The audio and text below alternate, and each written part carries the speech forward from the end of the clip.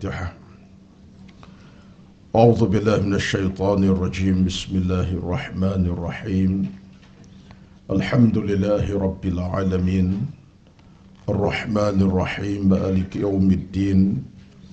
إياك نعبد وإياك نستعين. اهدنا الصراط المستقيم صراط الذين أنعمت عليهم غير المغضوب عليهم ولا الضالين. آمين.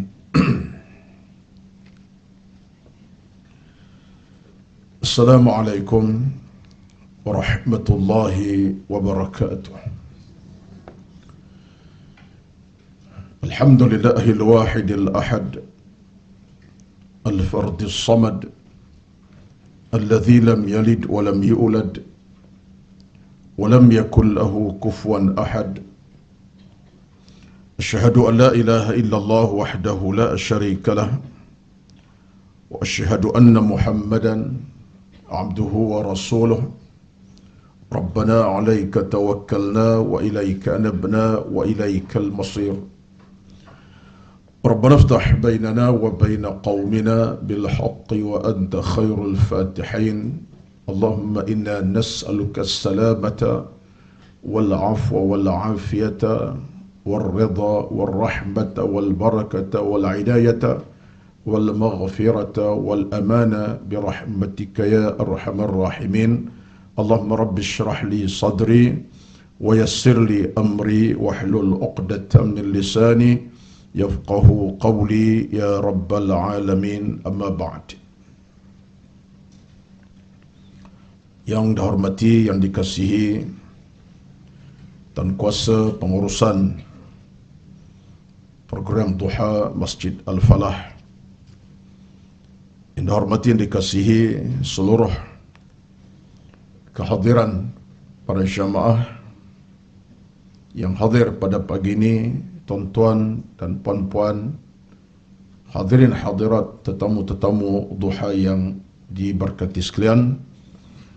Pertama-tama alhamdulillah, kesempatan waktu yang penuh barakah di pagi ini, alhamdulillah kita dapat menjejakkan kaki ke rumah Allah yang penuh ketenangan ini, yang jauh, yang dekat, alhamdulillah, dengan suatu semangat, tujuan yang tidak membeza-bezakan kita, demi untuk kita meraih pahala, meningkatkan kefahaman dalam beragama, meningkatkan kekuatan keimanan, menyempurnakan tugas kita sebagai hamba Allah Azza wa Jalla, dan harapan kita mudah-mudahan apa sahaja kesungguhan yang kita lakukan dalam situasi masa Allah berikan ini, Allah akan terima dan diganjarinya dengan 1001 kebaikan dan kebajikan yang akan kita lihat kejayaannya di alam akhirat kita nanti. Kerana dalam hidup ini kita yakin, kita percaya dunia tempat kita beramal, akhirat tempat kita memetik hasil dan keputusannya. Betullah dunia ini letih macam mana pun, kena beramal, kena beriman dan kena beribadah. Kerana di padang mahsyar nanti, bila sampai masanya, kita akan kutip hasil kita. Pada masa itu tak ada keletihan lagi, melainkan kesenangan, ketenangan, kebahagiaan dan keamanan. Itulah yang kita fahami dalam ajaran agama Islam kita. Suatu kata para ulama, ad-dunya mazra'atul akhirah. Dunia adalah ladang untuk kita mencapai kejayaan di hari akhirat nanti. Innamad dunya darul amali wa innamal akhirah darul jazai. Dunia adalah tempat mencari pahala dan akhirat tempat menerima segala-galanya, iaitu segala-gala maksudnya kejayaan dan kemenangan. Bahkan dalam satu hadis, Nabi SAW pun sebut kepada kita maksud hadis tersebut. Dalam ringkasnya Nabi bersabda, berusahalah kamu untuk mencari kejayaan yang abadi di alam akhirat nanti, walaupun dalam kepenatan. Dalam kepenatan. Itulah sebuah perjuangan Dan saya sebut sentiasa dalam muqaddimah ceramah-ceramah saya bukan apa, untuk motivasikan semua kita hadir pada pagi ini, bahkan bila-bila masa, supaya dalam hidup ini tidak ada suatu kecenderungan yang negatif, iaitu apa dia? Penat, letih, jemu, malas, tak seronok dan sebagainya. Itu merupakan perkara yang negatif dalam hidup beragama. Jemu, malas, letih, penat, ini semua benda-benda yang negatif dalam urusan agama. Sebab itulah kita nak gantikan dengan apa? Kerajinan, kesungguhan dan kemahuan yang mendalam. Letih pun datang, sakit pun tiba, apalagi dalam keadaan sihat walafiat lagilah datang. Jadi ini semua kita harapkan berada dalam kehidupan seharian kita, kerana menambahkan ilmu ini bukan satu benda yang mudah, tetapi satu usaha yang perlu kepada kegigihan. Menambahkan iman dan pahala bukan benda yang mudah, tapi nak kepada satu kesungguhan kegigihan yang berpanjangan. Batu neraca dalam Islam ini istiqamah. Neraca dalam agama istiqamah. Sebab istiqamah ini kata para ulama sebagai nyawa kepada ibadat. Ditanya kepada Al-Imam Al-Ghazali, apakah Imam Ibnul Qayyim Al-Jauziyah rahmatullahi alaih, apakah ibadat ada nyawa? Kata dia, ya, nyawa ibadat adalah istiqamah. Maknanya dalam kita nak menyelamatkan ibadat kita, kena istiqamah, berterusan. Jadi bila ibadat kita ada istiqamah, maka ibadat kita hidup, tidak mati, berpanjangan usia dan tempoh masanya. Tapi kalau tidak ada istiqamah dalam ibadat, setakat itulah datang mengaji sekali sebulan, datang dengan ceramah 2 kali setahun, ya, ataupun tak datang langsung, itu namanya bukan istiqamah. Istiqamah makna kita ada kerajinan yang berpanjangan, menjadikan ibadat kita makin hari makin hidup, makin hidup, makin hidup. Dan kehidupan ibadat itulah memanjangkan usia kita dalam kerja-kerja baik. Satu orang yang dapat nilai ilmu dengan ibadat, dia akan berterusan. Sedikit pun kerja ibadat akan berterusan, walaupun sikit tapi berterusan. Sebab istiqamah. Jadi istiqamah ni tuan-tuan, puan-puan, kata Imam Ibnul Qayyim, adalah nyawa kepada ibadat. Jangan ingat kita bernyawa saja. Yang bernyawa juga ibadat kita, ada nyawanya, itu istiqamah.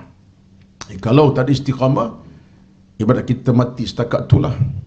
Setakat itulah ibadat kita, tak akan bernafas, tak akan berpanjang. Jadi kita nak supaya ibadat kita bernafas, bernyawa sampai bila-bila.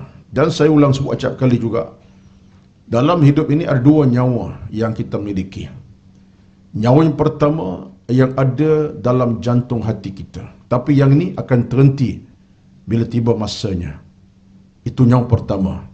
Nyawa yang kita sedang tarik masuk oksigen sekarang lah, nyawa kita lah, tapi dia akan terhenti, dihentikan Allah bila tiba masanya. Tak tahulah bila, tidak hari ini, mungkin petang nanti, tidak petang ini, malam nanti, wallahu alam.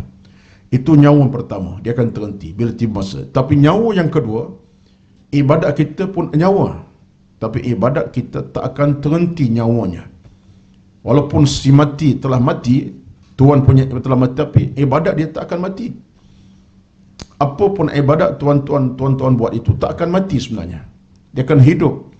Dan bukti hidup di pada masyar, ibadat itulah menjadi penyelamat kita. Apa yang kita buat masa hidup? Ibadat macam-macam. Quran kita baca, tasbih, tahmid, zikir, doa, taubat, istighfar, munajat, sedekah, derma, datang belajar, dengar ceramah, menyumbang sedekah. Itu ibadat kita tu. Dia tak akan mati tu. Akhirnya ibadat itulah nyawa kepada kita yang berpanjangan, yang berterusan sampai kiamat, sampai pada masyar, sampai dalam syurga, dalam syurga. Jadi ibadat kita nyawanya tak akan mati. Dia akan hidup dan hidup dan hidup walaupun tuannya telah mati. Ini falsafah lah, tapi kena pegang lah, sebab ini merupakan kaedah dalam kita memahami tentang kehidupan kita dan ibadat kita. Ada orang kadang-kadang dia fikir tentang hidupnya semata-mata, setakat itulah ibadatnya zero, kosong, rugi kita. Kita nak kita bernyawa dalam beribadat, bernafas dalam degupan ibadat. Itu kita nak. Tengah bernafas ni, ibadat tak pernah terhenti. Tengah bernafas, ibadat tak berhenti. Nafas berhenti, ibadat terus berjalan. Kebaikan kita itu akan berjalan berpanjangan. Jadi itulah kita harapkan kepada Allah Azza wa Jalla. Mudah-mudahan Allah sentiasa berikan kita kekuatan demi kekuatan yang akan memotivasikan perjalanan kehidupan kita seharian demi untuk kita mencapai redha rahmat daripada Allah Azza wa Jalla. Sambungan pada pagi ini, kita tengok dalam muka surat 79. Saya nak laju sikit hari ini, sebab saya tengok daripada muka 79 hinggalah ke seterusnya, ada hal-hal yang telah saya bicarakan sebelum ini, telah beri kupasan sebelum ini. Jadi saya nak rushing sikit, nak laju sikit. Pada hari ini mungkin dalam 4-5 page kita nak baca pada pagi ini. Kalau tidak sampai 4-5 pun mungkin dalam 3-4 pages kita akan habiskan pada hari ini. Baik. Muka surat 79. Buku saya ni pun saya ingat dalam tempoh sekitar dalam 3-4 kali kuliah lagi akan habislah, akan tamat kitab ini, buku ini, dan kita akan tengoklah apa bahan yang lain. Saya ada dalam perancangan, saya ada 1-2 buku untuk saya bawa, bukan buku saya, buku lain lah, tapi itu kita tengoklah kepada pengurusan Kak Salwa nanti macam mana, dapat ada cadangan ke ataupun diterima pandangan saya, wallahualam, tengok. Tapi yang saya punya saya akan tamatkan dalam sekitar dalam 3 kuliah lagi, habislah kitab ini insyaAllah. Baik. Muka 79 ya. 79. Keikhlasan dalam beramal ibadah adalah kunci utama. Orang berilmu pasti diuji martabat ikhlasnya dalam berbicara dan berdakwah. Ya, betul tuan-tuan sekalian. Ikhlas adalah merupakan kunci utama dalam beribadah. Kenapa? Terima ke tidak Allah amal kita dan tolak ke tidak amal kita, ia balik kepada soal keikhlasan. Apa saja tak kira lah. Datang ke kuliah ini pun ikhlas tak ada, sebab teman tunjuk pada kawan, rajin, datang, sungguh-sungguh. Zero, haba'an manthura. Semua akan jadi debu-debu yang berterbangan. Jadi kunci utama dalam kita beribadat keikhlasan. Ikhlaslah. Dalam maksud yang lain, niat kita kerana Allah. Buat kerana Allah. Semua kerana Allah belaka. Pasang niat macam tu. Payah ke susah, pasang niat macam tu. Dan lama kelamaan, bila kita dah bina kekuatan itu, Allah akan cernakan sebagai satu amalan biasa. Apa pun kerja kita ikhlas. Derma, sedekah, baca Quran, datang mengaji, datang daripada keikhlasan. Bukan kerana orang dan tidak perlu kepada puji-puji orang dan seumpamanya. Jadi semua ini adalah kunci utama. Ikhlas. وَمَا أُمِرُوا إِلَّا لِيَعْبُدُوا مُخْلِصِينَ لَهُ الدِّينَ. Dalam surah Al-Bayyinah, tidaklah mereka diperintahkan untuk beribadat melainkan kata Allah dalam suasana ikhlas kepada Allah Azza wa Jalla. Ikhlasnya apa mana? Iaitu ikhlas dengan maksud yang mudahnya ialah matlamat yang suci murni kerana Allah, dan kepada itulah ikhlas. Matlamat yang murni dan suci kepada Allah, kerana Allah. Apa sajalah kita cuba amalkanlah. Susah ke payah, itulah hakikatnya.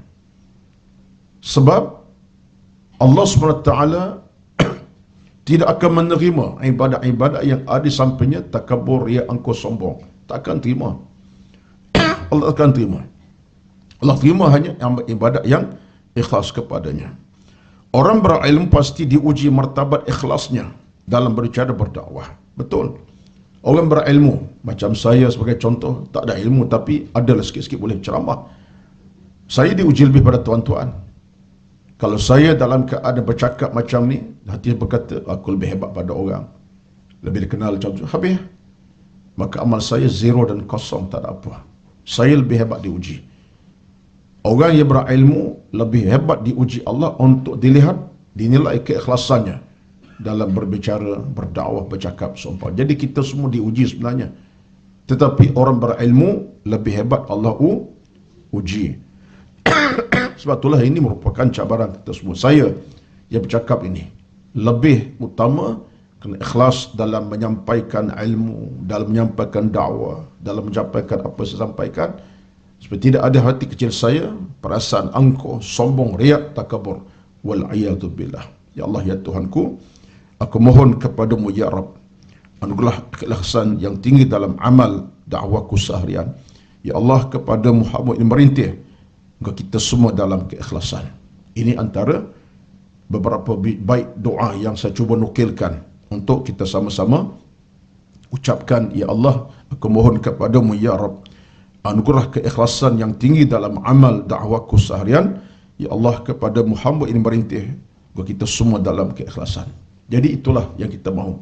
Tak kira puan-puan dalam apa situasi yang puan-puan ada. Derma, sedekah, baca Quran, tasbih, tahmid, pergi mengaji, belajar dalam apa, itulah keadaannya. Kita kena bina keikhlasan, insya-Allah. Mencari ketenangan Islam bermula dengan ilmu. Mencari ketenangan Islam bermula dengan ilmu. Mencari kebahagiaan dalam Islam bermula dengan iman. Dan mencari redha bermula dengan ikhlas. Ini adalah falsafah dalam sebuah kehidupan. 3 perkara yang penting. Pertama, ilmu. Kedua, iman. Ketiga, ikhlas. Ilmu penting sebab apa? Dia punca ketenangan. Bila ada ilmu, tenanglah jiwa kita. Dan bila ada iman, maka kita dapat kebahagiaan yang penuh. Dan bila ada keikhlasan, Allah redha dengan kita. Maka 3 ini penting. Ilmu adalah punca ketenangan.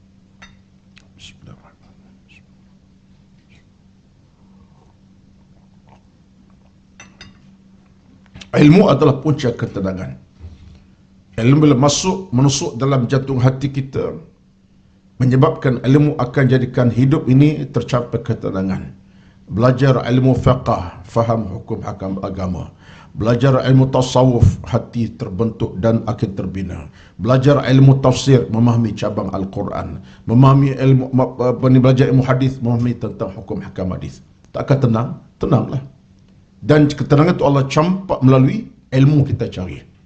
Hati yang kotor, mengaji ilmu tasawuf, bersih. Hati yang jahat, belajar ilmu keimanan, akan jadi kita faham agama. Dan kemudiannya, dalam soal keimanan pula, dia mencari kebahagiaan. Iman membentuk kebahagiaan kepada kita. Bahagia segala-galanya kebahagiaan datang sebab ada iman.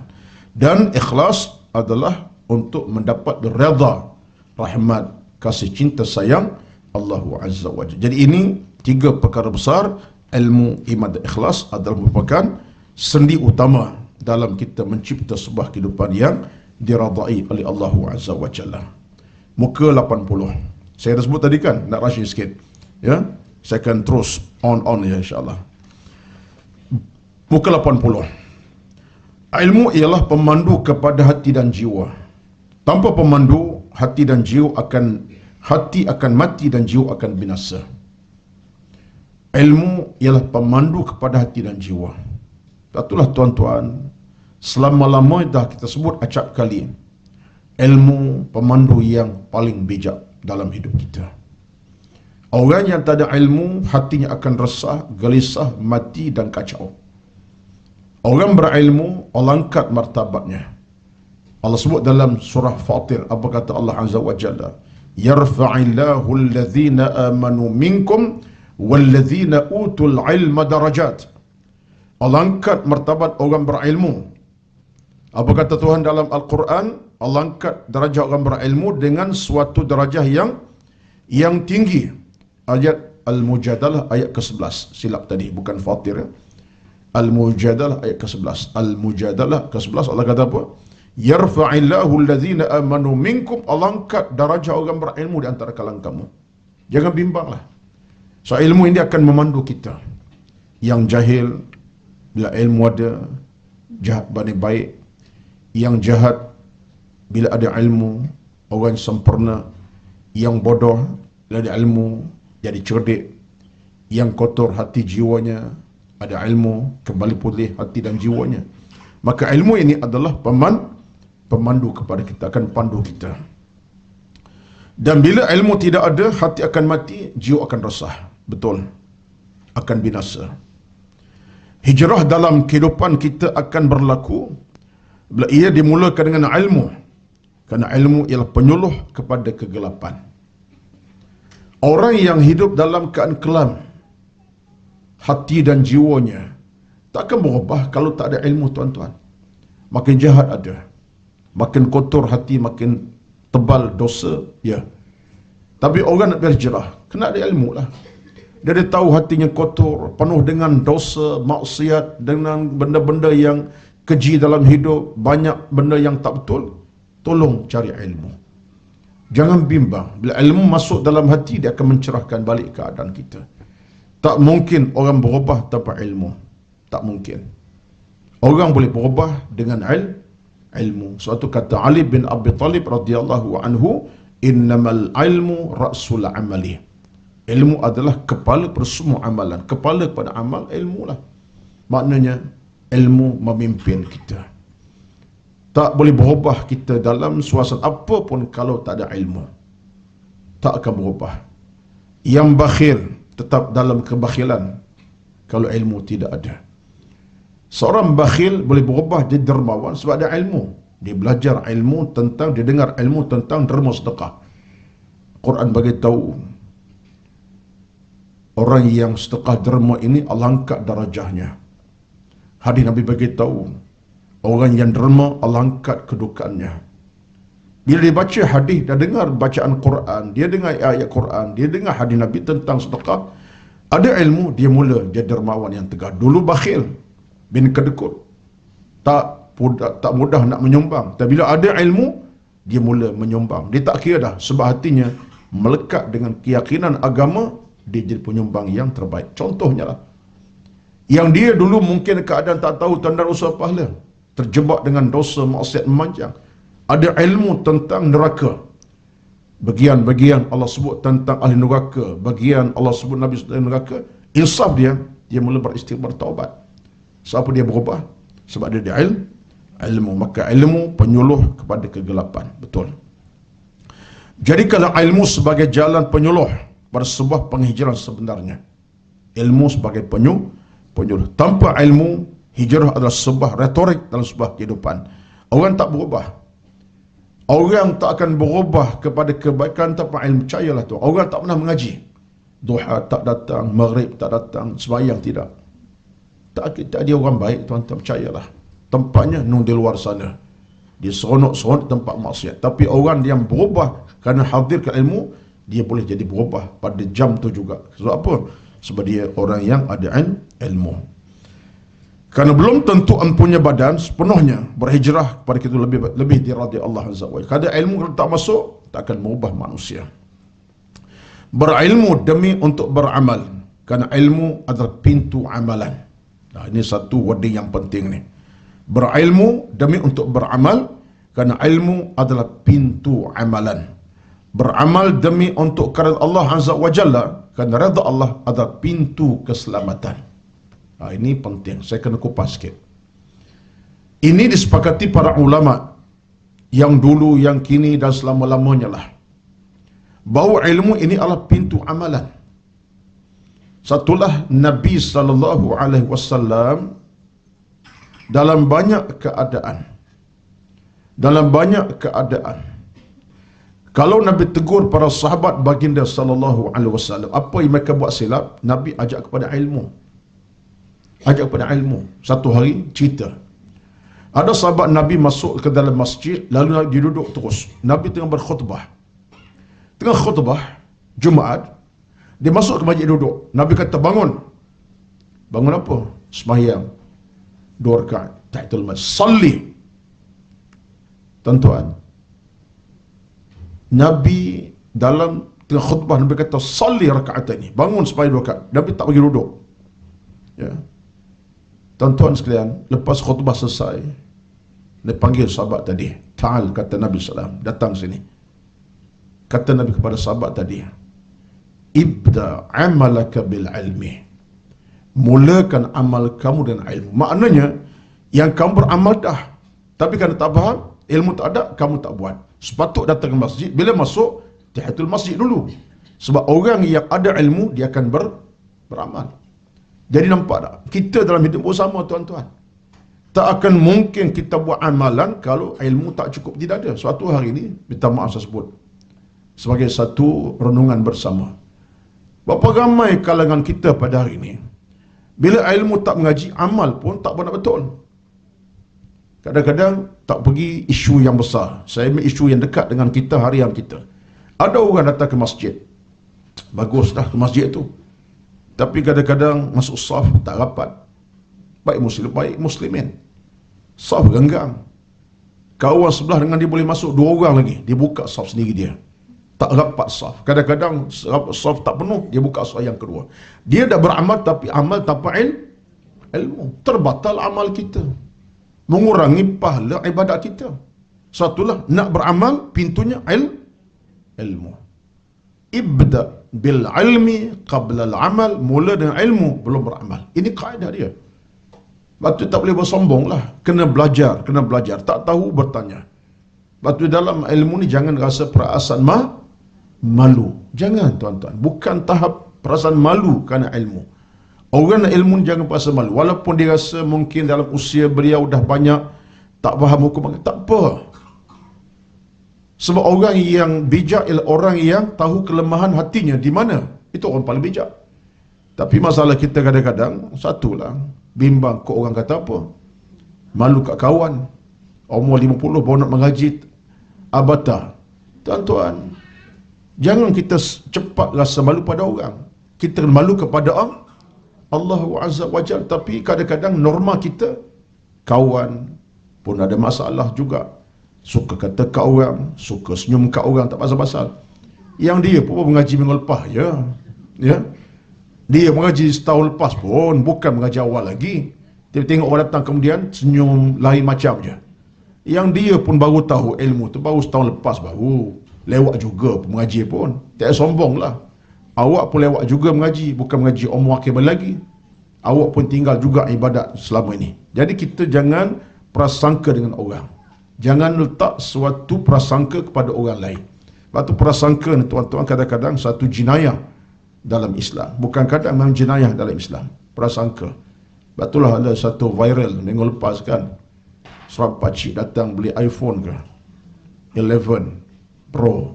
Ya. Kedai boleh kata, pergi Mekah dulu lah pakcik. Yang kawan tu doktor pakar. Ya, sekali buat rawatan pun masuk 10,000. Ya. Sebulan beratus-ribu pendapatannya. Ya. Prasangka kita kadang-kadang tengok orang nampak macam tu je. Kopiah pun tak nak basuh mana. Baju tak gosok. Tapi doktor pakar dalam bidang perubatan. Tuan-tuan, subhanallah. Lepas tu prasangka tuan-tuan satu kesilapan besar kalau ada dalam hati kita. Lepas tu buang prasangka. Tengok orang dalam kacamata, dia seorang mukmin macam aku juga mukmin, dia beriman sama. Jangan nampak orang lemah pada kita, kita letak, ini memang tak mengaji ni, jahil ni. Tidak tuan-tuan. Prasangka ini satu dosa. Adhan, prasangka ini satu kesalahan. Baik. Jadi, kata para ulama, dasar Nabi tadi ialah memang ilmu pintu amalan. Kita masuk kepada amalan dengan ilmu sebelum kita beramal. Baik. Dan beramal demi untuk Allah Azza wa Jalla. Kita beramal untuk apa? Ini penting. Tuan-tuan rajin semayang. Puan-puan rajin baca Quran. Puan-puan bagi derma sedekah. Masya Allah. Semua ibadat buat. Sebab apa? Tujuannya untuk dapat redha Allah Azza. Itu matlamat kita. Aku buat ibadat baik dalam apa keadaan, yang sunat, yang wajib, yang sikit, yang banyak, kerana Allah untuk dapat redha Allah. Mardatilah. Ini matlamat kita. Jadi kalau orang tanya, kita lah, orang tanya kita, kamu buat ibadat kerana apa? Jawabnya untuk Allah, kerana redha Allah. Jangan kata syurga. Sebab jawapan yang paling tepat ialah beribadat kerana redha Allah, bukan syurga semata-mata. Syurga itu kemudian. Dalam redha Allah beri pada syurga lebih, syurga lagi Allah beri. Kalau Allah redha segala-galanya. Kunci hati adalah ilmu. Betul? Apabila hati berilmu, maka hati akan menjadi khazanah kebaikan. Bila hati berilmu tuan-tuan, dia tak akan masuk ke dalamnya sifat-sifat yang keji. buruk sangka, dendam, benda-benda yang buruk tak akan masuk dalam hati orang berilmu. Sebab hati yang berilmu tak akan menerima keburukan-keburukan. Tak boleh bertapak. Baik namanya dendam, dengki, hasut, kata, caci, maki, apa berbentuk sifat yang buruk dalam hidup ini, hati orang berilmu tak akan masuk ke dalamnya.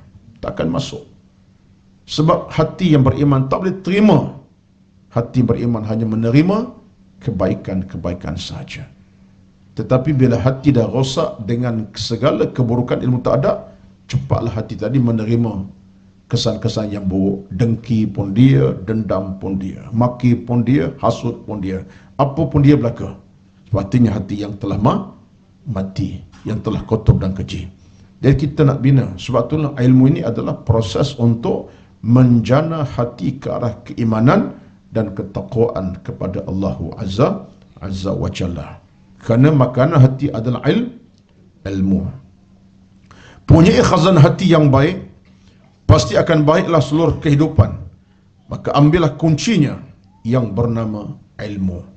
Sebab itulah kata Al-Imam Ibnu Qayyim Al-Jauziyah, dia kata apa? Miftahul qalbi al-ilmu. Miftahul qalbi al-ilmu, kunci hati adalah ilmu. Itu kata siapa?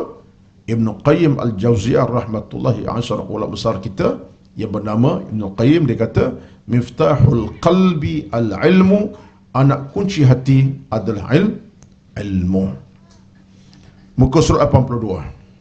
Nah, ini memang laju sungguh ni. Ya. Memburu kemanisan iman. Kita bercakap tentang hari ini, tuan-tuan, dalam kerangka hati, ilmu, iman dan amal. Saya anggap perbincangan hari ini perbincangan ke arah untuk kita cek semak balik. Kita nak balancing kembali, alignment kembali seluruh kehidupan beragama kita ni, macam kenderaan jugalah. Apabila hati benar dengan iman, maka akan benarlah akhlak dalam beramal. Ini falsafah-falsafah yang kita nak kena ambil cakna ni. Apabila hati benar dengan iman, maka akan benarlah akhlak dalam beramal. Apabila hati berbohong daripada keimanan, daripada iman, maka akhlak akan hancur dan musnah. Dia kaitan iman dengan akhlak ni kaitan yang rapat dan dekat. Ya. Akhlak kita ni, tuan-tuan, memang amat rapat dengan keimanan kita. Akhlak apa yang kita ada? Katalah contoh, akhlak suka tolong bantu orang, katakan al-musa'adah, tolong, sangat-sangat suka tolong orang. Tak boleh tengok orang yang lemah, kita nak bantu. Tengok orang miskin, nak tolong. Apa neraca akhlak orang ni? Sebab ada iman. Dia tengok orang dalam kacamata sayang, dalam kacamata cinta. Dia tak tengok orang tu nampak letih dan lemah. Tengok seorang makcik sedang berniaga di jalanan, nampak kekemasan diri pun tak seberapa, dalam keadaan nampak letih watak-watak wajahnya. Tengok tu saja. Kita beli barang, katalah kepuk dijual, harganya satu plastik berapa? RM10. Kita bukan bayar 10, kita bayar RM12. Lebihkan lagi RM2. Makcik tak apalah, RM2 tu saya sedekah pada makcik. Contoh. Ni saya sebut ni, ini akhlak perempuan belaka ni. Tak begitu? Ke perempuan macam mana? RM10 minta kurang lagi, RM3. Kesian orang tua tu. Kesian orang tua tu, RM10 satu ni. Makcik mahal sangat, tak boleh RM6 ke? Allah, orang tua tu dah berapa jam duduk kat situ. Minum air pun tak sempat, nasi tak makan ikut. Ya, cucu duduk berhenti di rumah tu. RM10 lebihkan RM12. RM2 saya hadiah makcik, doakan saya. Tuan-tuan, ataupun kalau kita lebih duit, tak apalah makcik ada berapa plastik, ada 10 plastik, tak apalah 100, saya tak nak makcik kasih ke orang. Siapa datang, makcik hollow saja. Tengok, saya kepuk ni dah biasa makan, kembung perut dah kepuk dah saya makan. Ya, saya orang Terengganu contohnya. Saya beli semua sekali, tapi saya harap makcik agih pada siapa yang datang, hollow. Saya bayar cash sekarang. Tuan-tuan, dari mana akhlak datang? Daripada iman. Akhlak yang baik tak akan datang ke iman, tidak ada. akhlak suka tolong, bantu orang sampai tahap tu, kerana iman menyusur dalam hati tuan-tuan, puan-puan. Itu kaedah dia. Iman yang kejutkan, tolong orang, bantu orang, orang tu miskin, lemah, tolong dia, kamu rezeki lebih, mudah Allah berkati. Dipasak kekuatan dalam hati kita, kita buat itu kerana ada iman. Tuan-tuan, akhlak tak akan datang melainkan kalau tak ada iman. Inilah kenyataannya. Bila hati berbohong daripada iman, akhlak akan hancur. Bila iman kosong, zero, akhlak pun rudum sama. Akhlak baik tak akan datang kalau iman zero, kosong daripada kita. Maka kaitan iman akhlak, tuan-tuan, seumpama saudara yang kembar siamlah, melekat. Iman, akhlak, iman, dia suatu yang melekat. Akhlak tak akan muncul sebaik mungkin kalau iman tidak ada. Dan iman kalau tak ada, akhlak tak akan tercerda.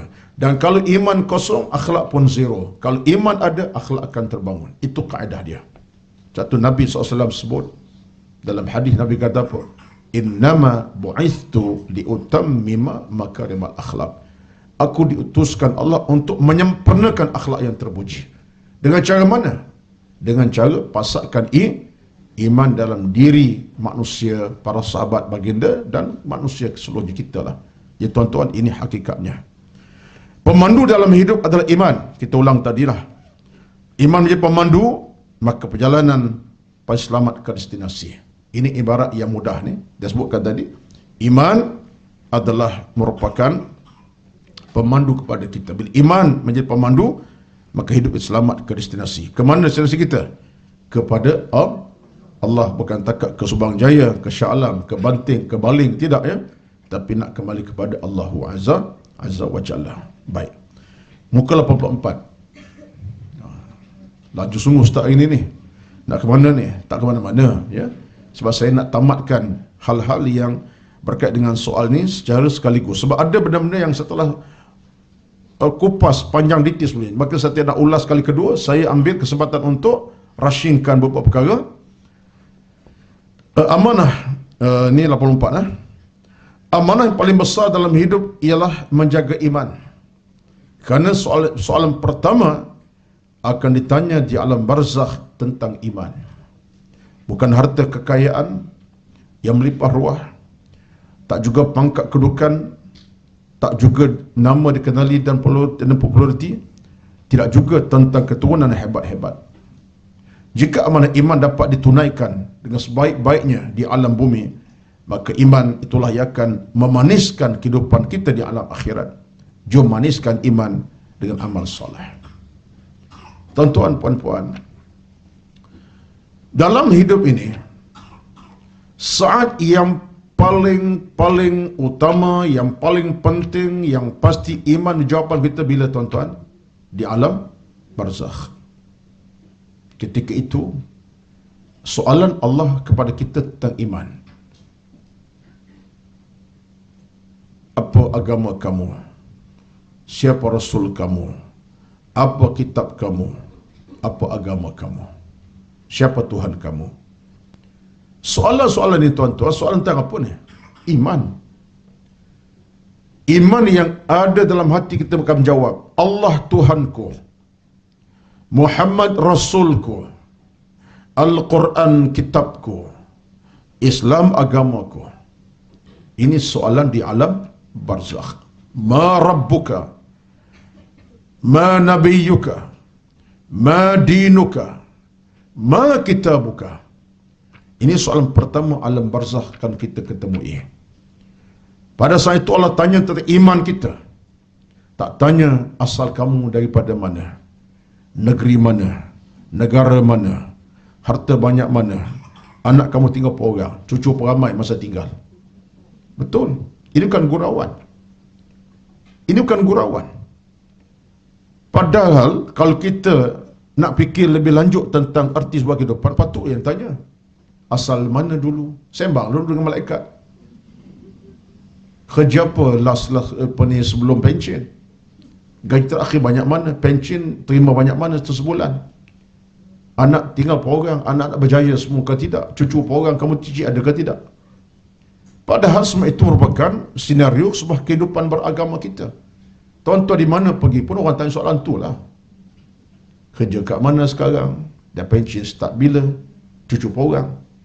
Tapi bila sampai di padang di alam barzakh, semua urusan tadi selesai. Negeri manakah kita, kampung manakah kita, pangkat besar manakah kita, semua selesai. Untuk bumi selesai. Bila masuk akhirat alam barzakh, siapa rasul kamu? Apa kitab kamu? Apa agama kamu? Siapa nabi kamu? Siapa Tuhan kamu?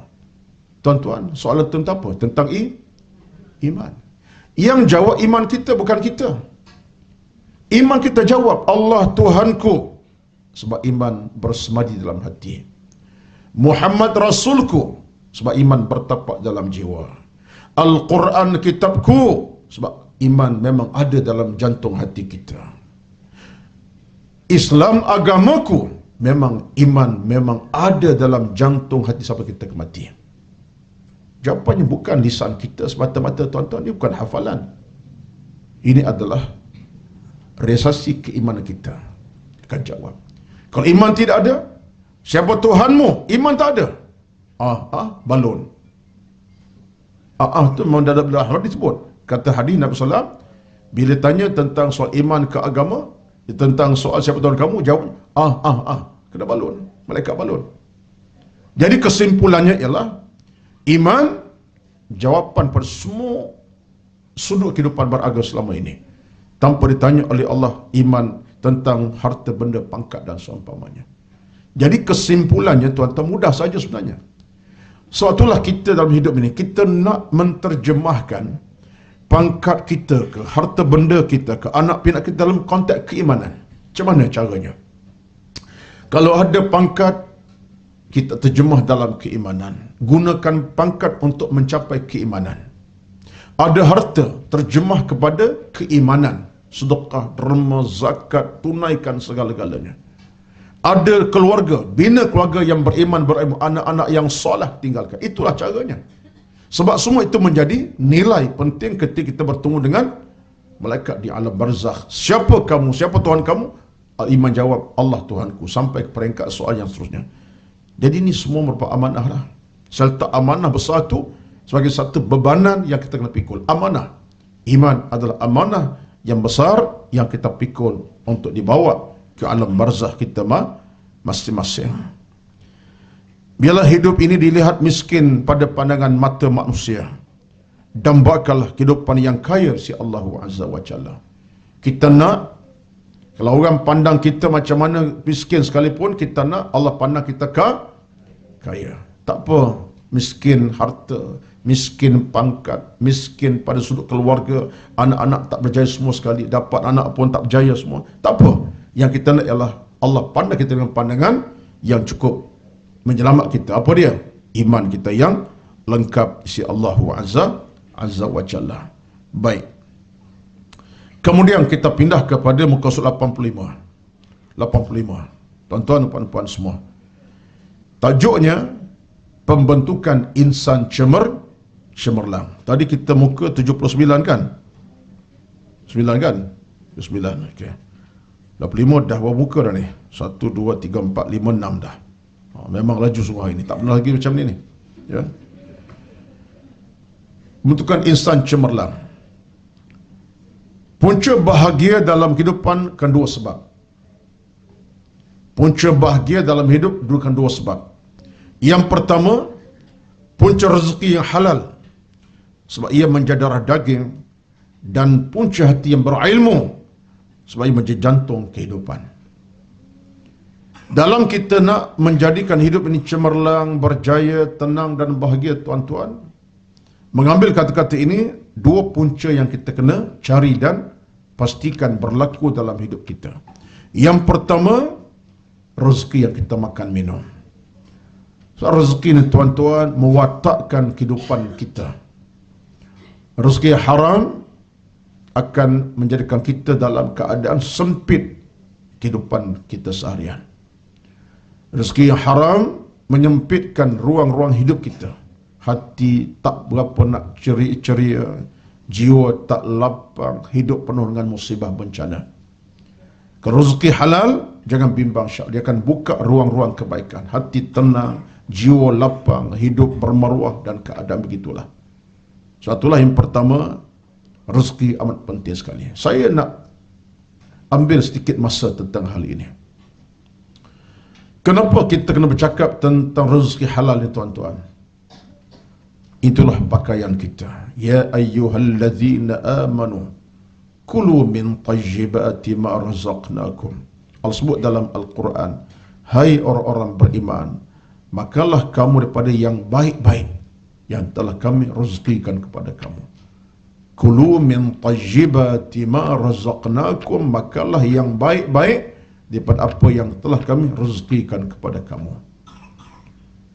Sebab tuan-tuan, dalam hidup beragama ni, pemakanan menjadi sumber kepada kekuatan, baik fizikal, baik keimanan kita.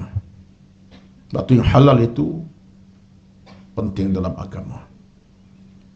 Sampai Nabi SAW sebut dalam satu hadis yang panjang hadisnya, ketika bercakap tentang seorang lelaki, aghbara wa ash'ar yamuddu yadayhi ila as-sama' fayaqul ya Rab, ya Rab, ya Rab.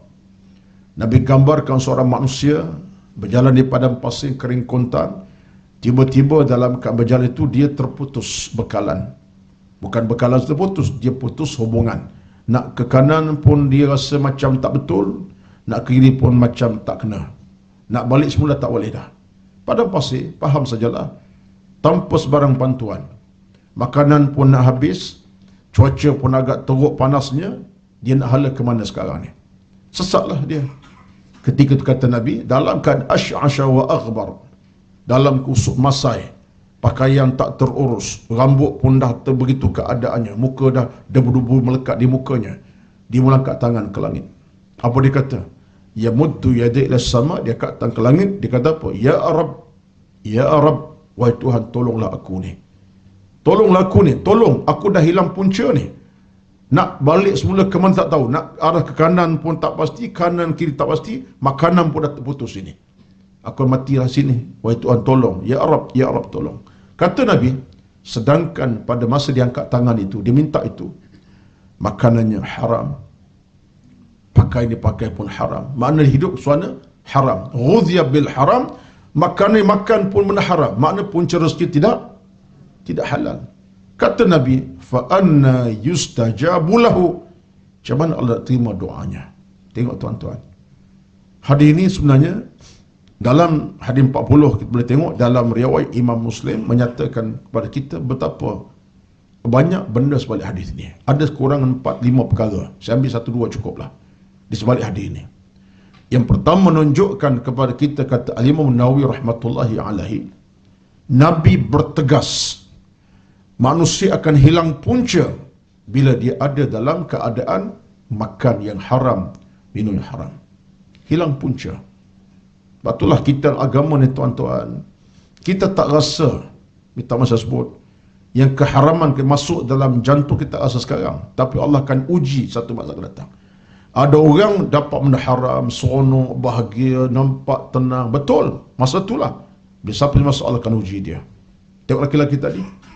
Allah uji dia bila? Di padang pasir, dalam keadaan Allah hilangkan arah tuju ke mana dia pergi. Hilang arah. Sebelum itu dia gembira, seronok, bahagia dengan makan minum. Tapi bila sampai masa Allah uji dia, di padang pasir, hilang arah, nak balik ke mana? Makanan pun habis. Masa itu diuji Allah Azza wa Jalla. Satu orang yang, yalah, kena ingatlah kita halal macam ni. Satu tahap tuan-tuan, orang yang makan yang haram ni, pada saat dia makan, masa dia makan tak rasa apa. Allah uji satu ketika. Sama dia sendiri diuji, termasuklah mungkin keluarga diuji. Kadang-kadang Allah uji bukan dia, Allah uji keluarga. Anak-anak, kesihatan anak-anak teruji, dia pun kadang tak selamat. Macam-macam lah. Pada masa itu, Allah akan datangkan ujian. Ini antara kata Imam Nawawi tentang hadis tersebut. Yang pertama, saya ambil, ada 4-5 sampai 2-3 cukuplah. Yang kedua, menunjukkan betapa Allah Subhanahu wa Ta'ala akan gapkan, Allah tak penghadang di antara istijabat doa dengan keharaman makan dimakan itu. Ada gap. So Allah tak akan dengar rintihan orang-orang macam ni. So kita berkata, fa anna yustajabu, macam mana Allah terima? Allah takkan terima. Gap. Allah takkan gap dia di antara permintaan dia kepada Allah. Allah tak gap tengah-tengah, Allah takkan dengar. Itu menunjukkan satu tahap yang menakutkan. Itulah tuan-tuan, jangan salahkan Allah Azza wa Jalla. Bila kita minta, kita rintik, kita pohon macam-macam, nampak macam Allah tak nak terima, tak berkat doa kita, jangan salahkan Allah. Salahnya ada gap sebab kamu letakkan benteng kamu dengan Tuhan. Sebab apa? Keharaman tadi. Sedangkan doa ni Nabi berjanji kepada kita, ud'ullaha wa antum muqinuna bil ijabati. Itu dalam hadis Nabi kata apa? Doalah kepada Allah banyak-banyak, Allah akan terima, yakin. Sebab Allah memang tak akan tolak doa orang beriman. Allah terima doa kita. Bahkan Allah sebut Quran, ud'uni astajib lakum, doalah kepada aku terima. Dan Nabi berkata macam tu, ud'ullaha wa antum muqinuna bil ijabati, doalah kepada Allah akan terima doa kamu, yakin. Allah takkan tolak tuan-tuan. Tapi bila Allah tolak doa kita, jangan salahkan Allah. Kita letak gap di tengah-tengah. Kita sendiri. Gapnya keharaman tadilah. Itu kena ingat. Itu yang kedua. Yang ketiga, hadis tadi juga menunjukkan kepada kita bahawa Nabi nak sampai kepada kita betapa hidup ini, bila perhiasan yang sudah menjadi haram, makan, minum, pakai, kita akan jadi bahan bakar api neraka Allah Azza wa Jalla. Dia sokong hadis yang lain. Sebab Nabi bersabda, kullu lahmin nabata min haramin fanaru awla bih. Mana-mana daging yang tumbuh pada punca haram, nerakalah tempat utama baginya. Hadis. Jadi ini pun satu peringatan. Jadi saya kaitkan tadi bukan apa, nak kait pada tuan-tuan tadi, muka 40, 85 kan. Nak kaitkan betapa yang pertama, untuk insan itu cemerlang, bahagia, sentosa, aman, dalam suasana kebaikan sentiasa berada hidupnya, mesti punca rezeki itu halal. Itulah sebabnya jangan gopoh dengan yang haram. Punca haram tolong stopkan daripada kehidupan. Sama ada rasuah, menipu dan seumpama apa, tak kira lah. Apa benda sekalipun yang haram kena stopkan daripada hidup ini. Yang keduanya, bila hati berilmu, dia adalah jantung kehidupan. Tadi juga, balik pada tadi. Antara punca bahagia bila hati berilmu. Dulu hati kotor, bersih dengan ilmu. Dulu hati banyak maksiat, bersih dengan ilmu. Dulu hati jahat, bersih ilmu. Dulu hati kelam, dalam keadaan kelam sungguh, kelam hitam pekat. Ilmu masuk, ilmu akan cahayakan hati. Jadi kalau hati kita ada ilmu, itu juga faktor kejayaan bagi seorang insan yang namanya insan cemerlang si Allah Azza wa Jalla. Jadi faktor pertama ialah makanan yang halal, kedua ilmu yang masuk dalam jantung hati. Ini dua perkara. Baik. Kemudian yang terakhir pada pagi ini, kita tengok muka 86. Terakhir pada pagi ini 86. Saya nak tutup dengan muka 86 lah insya-Allah pada pagi ini. Sentiasalah kita belajar untuk bersyukur kepada Allah dengan 3 keadaan. Nak jadi orang bersyukur kepada Allah, carilah 3 keadaan ini. InsyaAllah bila kita ada 3 keadaan ini, kita insan yang syakirun, syukur pada Allah Azza wa Jalla. Pertama, ilmu diraih, pahala dicari. Yang kedua, taubat diamali, sesal dinyatakan. Yang ketiga, amal dilaksanakan, yakin diperkemaskan. Ini 3 langkah kita untuk jadi hamba yang syukur pada Allah Azza wa Jalla. Pertama, ilmu diraih, pada cari pahala. Cari ilmu sebaik-baik, dapat pahala. Dah ada ilmu, buat ibadat. Ilmu dapat, kita buat ibadat lah. Belajar tentang ilmu, buat ibadat, dapat pahala. Pertama. Kemudian taubat diamali, sesal dinyatakan. Penyesalan kita kemuka kepada Allah. Aku ni banyak dosa ya Allah, banyak kesilapan. Taubat disertakan. Ini hamba syukur pada Allah. Yang ketiga, amal dilaksanakan, yakin diperkemaskan. Amal kita buat, yakin Allah menerima kita. Allah menerima taubat kita. Allah terima kita sebagai hamba. Allah tidak mengecewakan kita. Moga Allah merahmati kita semua. Ini 3 perkara untuk jadi hamba syukur kepada Allah Azza wa Jalla. Ilmu diraih, pahala cari. Taubat diamali, sesal dinyatakan. Yang ketiga, amal dilaksanakan, yakin diperkemaskan. Mana yakin sungguh-sungguh. Allah tak mengecewa kita, dah cari kebaikan, buat pahala, jangan bimbang. Allah akan kabulkan kita sama doa dan seumpamanya. Wallahu alam. Dan terakhir, ini antara satu peringatan besar buat saya dan tuan-tuan, merenungi diri di saat fajar menjelang. Benar-benar memberikan titik keinsafan dan ruang luas kesedaran. Berbanyaknya anugerah Allah buat diri ini. Sebagai hambanya, sifat ini, sifat Allah itu maha pengasih lagi maha penyayang. Kita nak menginsafi siapa kita sebagai hamba Allah. Termasuklah kekurangan kita sebagai hamba Allah. Tuan-tuan, jangan abaikan waktu fajar. Maksudnya, sebelum jam subuh kunjung tiba. Maksudnya, belum subuh jelang tiba, ambillah kesempatan dengan tahajud qiyamul lail. Angkatlah takbir pada masa itu. Hamparkan sejadah, ambil wuduk, bersih anggota badan. Hamparkan sejadah, takbir diangkat, rukuk dan sujud. Letak dahi ke bumi, cecah ke bumi, air mata titis kepada Allah, mohon ampun dan keampunan. Rintih pada Allah banyak-banyak. Inilah saat kita untuk melihat balik di mana dosa kita, di mana kekurangan kita, di mana kesilapan kita, di mana kesalahan kita, di mana kita Allah Azza wa Jalla syukur ke tidak, kita kufur ke tidak.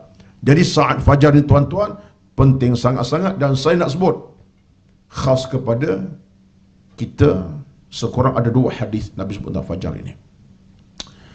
Yang pertama, sembahyang subuh berjemaah. Man shalla subha fi jama'atin faka'annama qama al-laila kullah. Tengok ni. Orang bangun awal pagi dapat bertahajud, dia akan dapat jemaah di masjid. Dia membaikkan soal suami kita, orang lelaki termasuk orang perempuan sama. Ada kelapangan, hadirlah. Apa kata Nabi? Siapa yang sembahyang subuh berjemaah, faka'annama qama al-laila kullah. Dia seolah-olahnya hidupkan malam hari sepanjang malam. Hidup dengan ibadat. Seolah-olahnya. Dia bangun jam 4:30, bukan pukul 3 lagi. Sempat beribadat, tahajud, kemudian sambung sembahyang subuh berjemaah. Nabi kata seolah dia sembahyang malam sepanjang malam. Dia beribadat sepanjang malam, ibadat sepanjang malam tanpa miss, walaupun satu saat. Itulah kehebatannya. Itu siapa tu? Orang yang subuh berjemaah. Dan kita ada masa yang cukup untuk sembahyang. Dan Alhamdulillah kalau bangun awal mendapat. Apa dia? Sembahyang sunat 2 rakaat belum subuh. Dah azan subuh masuk, sembahyang 2 rakaat. Kata Nabi SAW, Man salla raka'ata al-fajr. Siapa yang sembahyang 2 rakaat ketika azan berkumandang, masuk belum subuh, masuk subuh, dia sembahyang 2 rakaat. Kata Nabi apa dia? Faka'annama, apa ni? Man salla raka'ata al-fajr. Siapa yang sembahyang 2 rakaat fajar ketika azan masuk, kata Nabi, dia dapat kebaikan khairum minad dunya wa ma fiha. Dia dapat dunia dan kebaikan seisi dunia itu. Dunia dan seisinya. Itulah kelebihan pahala menanti kita. Dia akan dapat dunia seisi dengan pahala macam-macam. Itulah kelebihan. Jadi sebab itulah tuan-tuan, kelebihan bangun awal pagi dengan tahajud, dengan qiyam, dengan rukuk dan sujud, dengan kita beribadat, sambung dengan sembahyang fajar 2 rakaat, kemudian sembahyang tahajud, kena sembahyang subuh berjemaah. Bayangkan kita mulakan kehidupan kita dengan rahmat redha Allah Azza wa Jalla. Akan termasuk golongan yang Nabi sebut apa? Allahumma barik li ummati fi bukuriha. Nabi berdoa tuan-tuan. Allahumma barik li ummati fi bukuriha, maknanya, ya Allah berkatilah umatku bangun awal pagi.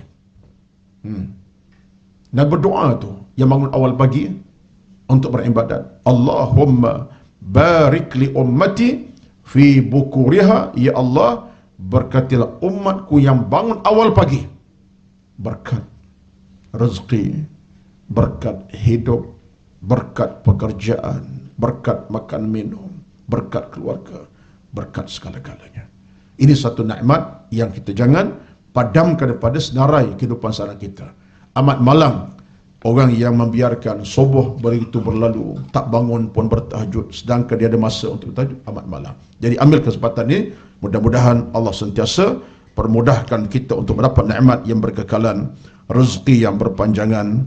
Kepada Allah kita berserah, kepada Allah kita meniti bermohon. Mudah-mudahan Allah sentiasa dalam keadaan sentiasa berikan kita kebaikan, kerahmatan, keselamatan, keamanan, kebahagiaan, insya-Allah. Wallahu alam. Ini berapa ini? 2 bulan So ini kita baca sampai 6 pages ataupun 7 lebih kurang 6. Kita akan sambung nanti insya-Allah. Seterusnya saya akan tamatkan juga apa pun ceritanya sekitar dalam 2 atau 3 kuliah lagi. Saya ingat dalam 2 lagi akan tamatlah riwayat kitab ini. Tamatlah baca kita riwayat macam nak matikan orang pula. Tamatlah kitab ini insya-Allah dalam 2 lagi selesai. Kita akan tengoklah apa sambungan nanti dalam konteks tajuk yang lain. Pukul lagi tengok kada insya-Allah. Wallahu alam, itulah sekadar pada pagi ini. Mudah-mudahan motivasi kita pada pagi ini dapat masuk dalam jantung hati tuan-tuan. Kita amalkan bersama. Yang bercakap ni terutamanya, saya bercakap tuan lebih terasa tertekan. Sebab saya tulis buku ni, saya semak kata-kata ulama, saya bawa kupasan yang mudah ringkas, saya lebih tekan. Saya menangis ni tuan-tuan, tulis ni. Saya bercakap untuk saya, aku ni tulis, orang baca, buat ke tidak ni. Harapan saya mengamalkannya, dapat barakah, dapat pahala. Yang membaca dapat, kita sama-sama dapat pahala insya-Allah. Wallahu a'lam, itulah sekadar pertemuan kita pada pagi ini. Cukuplah sekadar itu, kita bertemu lagi insya-Allah akan datang sebulan sekali. Wassalamualaikum warahmatullahi wabarakatuh. A'udzu billahi minasyaitonir rajim. Bismillahirrahmanirrahim. Alhamdulillahi rabbil alamin. Wassalatu wassalamu ala rasulil amin wa ala alihi wa ashabihi ajma'in. Allahumma inna nas'aluka ridhaka wal jannah.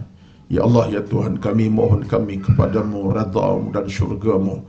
Allahumma nawwir qulubana bil iman, cahayakan hati-hati kami dengan iman. Allahumma taqabbal minna, terimalah kami ya Allah, innaka sami'ud du'a. Kalau Tuhan kami yang mendengar rintihan kami, yang mendengar munajat kami, yang mendengar doa-doa kami. Allahumma taqabbal minna ya karim, terimalah kami ya Allah. Rabbana alaika tawakkalna wa ilaika anabna wa ilaikal masir. Kepada Engkau kami bertawakal, kepada Engkau kami akan kembali pada masa ketikanya nanti. Rabbana atina fid dunya hasanah. Ya Allah, ya Tuhan kami, berilah kepada kami dunia yang bahagia, membahagiakan kami. Wa fil akhirati hasanah, akhirat yang bahagia, membahagiakan kami. Wa qina azaban nar, dan jauhkanlah kami ya Allah dari bakaran api neraka yang bernyala-nyala, menakutkan kami, menggerunkan kami, menyusahkan kami, mengecewakan kami. Wassallallahu ala sayyidina Muhammad wa ala alihi wa ashabihi ajma'in. Subhana rabbika rabbil izzati amma yasifun. Wassalamun ala al-mursalin.